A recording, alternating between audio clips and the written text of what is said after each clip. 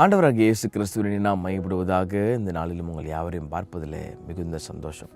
இந்த நாளில் ஏசப்பா ஒரு வார்த்தையை சொல்லி அவருடைய அன்பை ஒரு நாள் வெளிப்படுத்திட்டு இருக்கிறார். God's love is so unconditional. அவரை நம்மளை நேசிக்கிற மாதிரி இந்த உலகத்தில் யாருமே நம்மளை நேசிக்க முடியாதுங்க. 1 யோவான் 4:19 பாருங்களேன். அவர் முந்தி நம்மிடத்தில் அன்பு கூர்ந்தபடியினால் நாமும் அவரிடத்தில் அன்பு கூறுகிறோம். நாம் ஏசப்பாவை முதல்ல அன்பு கூறலை. பைபிளில் ரொம்ப அழகாக வசனம் சொல்லுது, நம் பாவிகளாக இருக்கையில் கிறிஸ்து நமக்காக அன்பு கூர்ந்தார், நமக்காக பலியானார். இந்த உலகத்தில் ஒரு உண்மையான காதல், ஒரு உண்மையான அன்பு இருக்குன்னு சொன்னால் என்னை பொறுத்த வரைக்கும் எனக்கு தெரிஞ்சு இயேசு கிறிஸ்துவ அன்பு மட்டும்தான் நிரந்தரம். இன்றைக்கி பொல்லாத பிசாசு அந்த அன்பை வேறு விதத்தில் யூஸ் பண்ணி இன்றைக்கி வாலிபர்கள் பாவம் போய் வேறு இடத்துல சிக்கி கொண்டிருக்கிறாங்க. ஸ்கூல் படிக்கிற பசங்க சத்தத்தை கேட்டுக்கொண்டிருக்கிற அன்பு சகோதரன், அன்பு சகோதரியை எங்கெங்கேயோ போய் ட்ரை பண்ணி அந்த அன்பெல்லாம் உனக்கு சந்தோஷம் கொடுக்கல. உன் இருதயத்தை உடைக்க தான் செஞ்சிச்சு, உன் ட்ரஸ்ட்டை எடுத்து போட தான் செஞ்சிச்சு. ஆனால் இந்த அன்பு நாம் அவரை தெரிந்து கொள்ளலையா, அவர் நம்மை தெரிந்து கொண்டார். முன்னாடியே நம்மளை நேசிச்சிருக்கிறார். 9 தம்முடைய ஒரே பேரான குமாரனாலே நாம் பிழைத்திருக்கும்படி தேவன் அவரை உலகத்தில் அனுப்பினதினால் தேவன் நம்மேல் வைத்த அன்பு வெளிப்பட்டது. நாம் தேவனிடத்தில் அன்பு கூர்ந்ததினால் அல்ல, அவர் நம்மிடத்தில் அன்பு கூர்ந்து நம்முடைய பாவங்களை நிவர்த்தி செய்கிற கிருபாதார வழியாய் தம்முடைய குமாரனை அனுப்பியதினாலே அன்பு உண்டாயிற்று.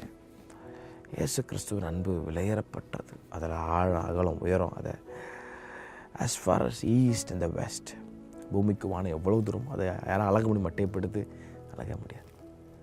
அந்த இயேசுவின் அன்பு இந்த உலகத்தில் இருக்கிற என்ன எப்பேற்பட்ட மனுஷன், அவரால் மன்னிக்கக்கூடாத ஒரு பாவம் இந்த உலகத்தில் இல்லை, அவரால் மாற்ற முடியாத மனுஷன் இந்த உலகத்தில் யாருமே இல்லை. இந்த இயேசுவின் அன்பை ஒருத்தன் உணர்ந்துட்டான்னு சொன்னால் அவன் ஒரு நாளாக இயேசு விட்டு பின்வாங்கவே மாட்டான். ஒருவேளை இந்த காலவெளியில் நான் அவரோட அன்பு விட்டு ரொம்ப தூரம் போயிட்டேன், நான் திரும்பி வர முடியுமா, என்னை ஏற்றுப்பாரான்னு கேட்டிங்கன்னா அவர் இன்னும் இரக்கத்தோடு, இன்னும் கிருபை நிறைந்த கண்களோடு கரங்களோடு அவர் உங்களுக்காக காத்து கொண்டிருக்கிறார். All you have to do is just come back and confess. அவர்கிட்ட ஏசப்பா என்னை ஒப்பு கொடுக்குறேன்னு ஒரு வாரத்தை ஒப்பு கொடுக்குறேன்னு சொல்லிட்டிங்கனாலே போதுங்க. அதுக்கப்புறம் அவர் கண்ட்ரோல் பண்ணுறார். ரெபல் பண்ணாதீங்க. பிசாசு ரெபல் பண்ண வைப்பான், கில்ட்டை கொடுத்துரும். போனால் எப்படி ஏற்றுக்க மாட்டாரா, அப்படியே யோசிச்சு அப்படியே உட்காந்துக்கூடாது. டப்புன்னு உடையந்துடும். ஆண்டவர்கிட்ட கீழே விழுந்துட்டோம், சில நேரத்தில் எலும்பி உடையாரணும். அவர் முந்தி நம்மேல் வைத்த அன்பினால் நாம் அவரை நேசிக்கிறோம். எவ்வளோ அழகான ஒரு அன்பில் நம்ம பாவின்னு தெரியும். உங்கள் வீட்டில் ஒருத்தனை, உங்கள் வேலை செய்கிறவங்க இல்லை உங்கள் பிள்ளை மோசமானவன் தெரிஞ்சு நீங்கள் நேசிப்பீங்களா? நேசிக்க மாட்டோம், யாருமே நேசிக்க மாட்டோம். கண்டிப்பாக 100% ஷுவர் யாரும் பண்ண மாட்டோம்.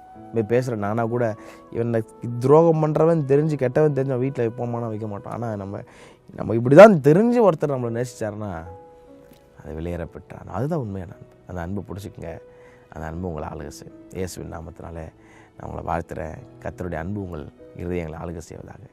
Have a blessed day. God bless you.